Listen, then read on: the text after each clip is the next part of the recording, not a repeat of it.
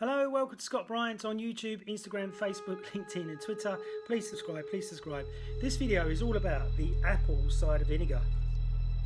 Now, apple cider vinegar has been used since Roman times, and you can use it to balance your gut. So if you're eating foods and they keep coming up, just having a teaspoon of that will really help.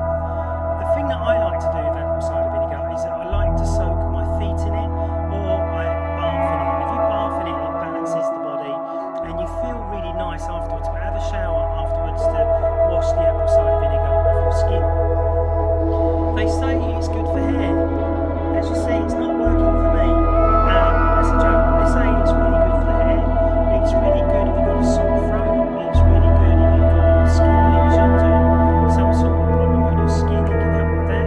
It's very antifungal. So if you've got fungus of the toenail, you can put your feet in a bowl of water with some apple cider vinegar. Do it over a course of 3 weeks, and you should see the fungus start to disappear. So this is a natural healing remedy, and I've been using it for a long time for different things, and it really does work. But it's not like using a medical drug. It takes time for it to work in the system.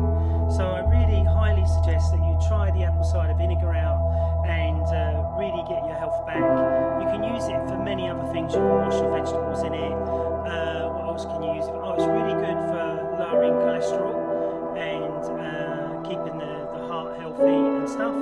It's a really good cleanser. So you can use it for cleansing the body. So do some dry skin brushing and then bath in this, and this will act as a great cleanser. I hope you've enjoyed this video. Please subscribe, please subscribe. Please share the video, like